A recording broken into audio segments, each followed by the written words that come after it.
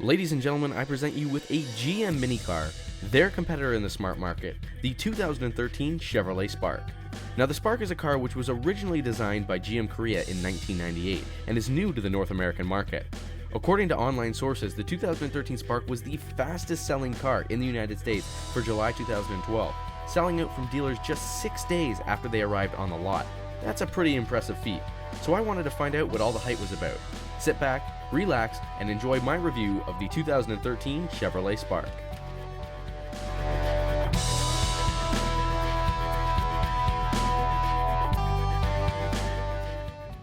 Now, the Spark is classified as a city car, designed for use in more of an urban environment, big cities like Toronto, New York, Chicago, stuff like that. And if you're following me on Twitter, you'll know that I actually took the Spark out of its urban environment in Toronto, where I'm right now, and took it to Ottawa, Ontario, on the 401, on a road trip with a few of my friends, so that we could adequately review this car.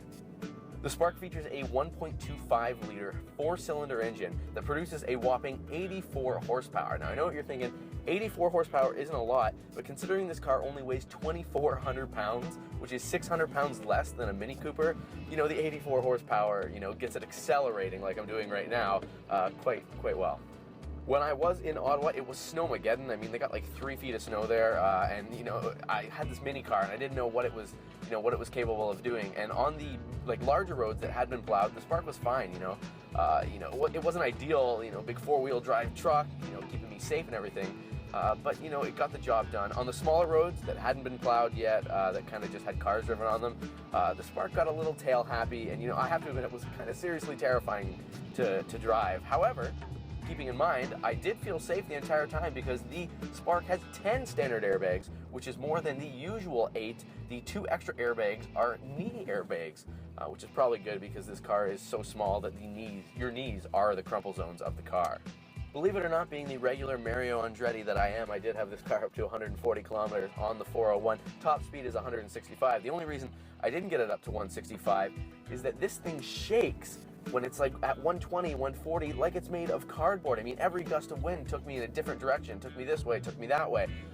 It was seriously terrifying that I was going to veer off into the guardrail or veer off into oncoming traffic. However, I did keep in mind that the Spark has 10 standard airbags, and I was quite safe the entire time. GM offers this car in a very unique color palette. Right now I'm driving around in the Salsa Red Edition. However, you can also get it in black granite, white, silver, jalapeno green, techno pink, denim blue, or lemonade yellow. You can even have the outside, or the inside of the car, these pieces here, these plastic pieces, you can even have them match the exterior of the car. So I can have this as red, or depending if I have a green car, I can have these plastic pieces as green, which makes me think this is even more of kind of like a hipster car, because I can't see ever wanting to have the interior color of my car match the exterior, unless the exterior color was like obviously black or something.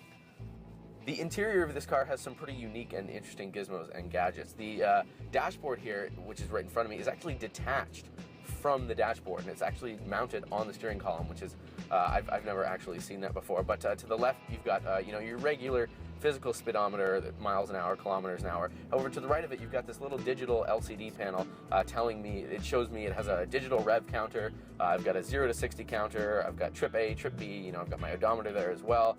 And then it also gives me a digital gas reading. So I've got my gas is in bars, so I know exactly how many bars of gas I have. The 1LT model, which is the one I have here, and the 2LT model, the model above it, have this 7-inch multicolor screen here running Chevrolet's MyLink infotainment system. Now, this infotainment system is pretty unique to the Spark because, well, it has, Bluetooth audio, XM, FM, USB ports, auxiliary line in, and pretty much every other media source known to man. It doesn't come pre-packed with satellite navigation. So if you want satellite navigation, first of all, you're going to have to pay for it. It's going to be $50, and then it's not, you download it to your car. You actually have to download an application to your smartphone, which takes up 3.5 gigs of space. The reason that it takes up 3.5 gigs of space is because it downloads an entire map data system to your phone, so that when you're using it, it's not using up any of the data that you get from your phone, so you're not paying for it. You just pay for the original app.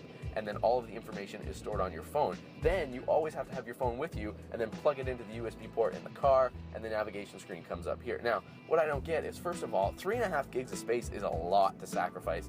I do love me some navigation, but that's a lot. And, I'm spending $19,000 on a car. You think that if it has, a screen that on some cars is like a $5,000 package, you'll throw in a $50 navigation app. Having said all that, if you do love navigation and you have no sense of direction, if you have OnStar, quick click of the OnStar button, can you give me directions to blah, blah, blah. I didn't know where I was going in Ottawa, and it got me around just fine. I also have to mention that I'm not a huge fan of the center console here having no physical buttons, so the volume button is the biggest one for me. It has no physical volume button, so to turn up and down the volume, I have to click this touch tone button and wait for the volume to rise or drop.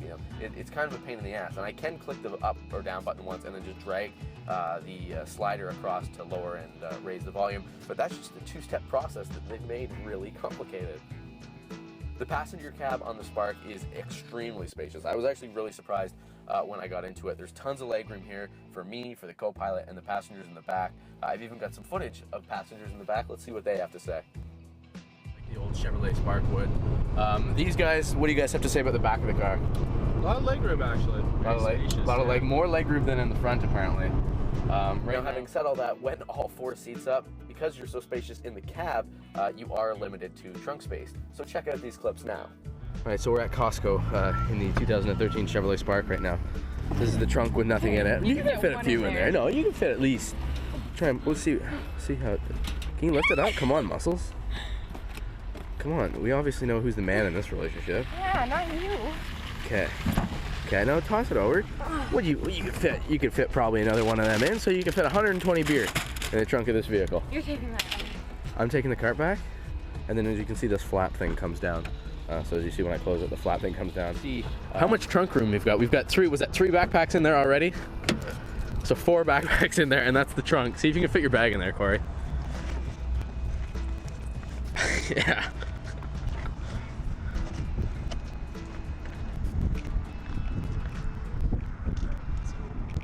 Slam it. Fuel economy in the Spark is actually really good. Now I took it from Oshawa to Ottawa, Ontario, which is about 400 kilometers in just a little over 3/4 of a tank. And then I took it from Ottawa back to Toronto, where I live, in just a little under a tank. So that's about 850 kilometers, let's call it 900 kilometers, in what was $60. So it's $30 a tank, so I paid $60 in gas, which is really good. I'm really impressed with that. And considering this is kind of a commuter, or not a commuter car, but a city car, and it's not really meant for the straining environment of accelerating to 120, 140 kilometers an hour on the 401, that's pretty impressive. Altogether, I think the Spark has a lot of neat features to offer. Fuel economy is awesome, passenger space is plenty, and it's all around just a fun car to zip around in a big city like Toronto in. However, it is 100% a city car. It's not meant for long road trips and doesn't have a lot of cargo space. You could just feel the engine struggling to accelerate to 100 kilometers an hour on the highway. This particular Spark MSRP is for $19,000. However, you can get one for as little as $12,000. If you have any questions about the Spark, please post them in the comments down below. Please like, subscribe, as well as share this video, and I'll see you next time in the beautiful brand new 2013 Cadillac ATS.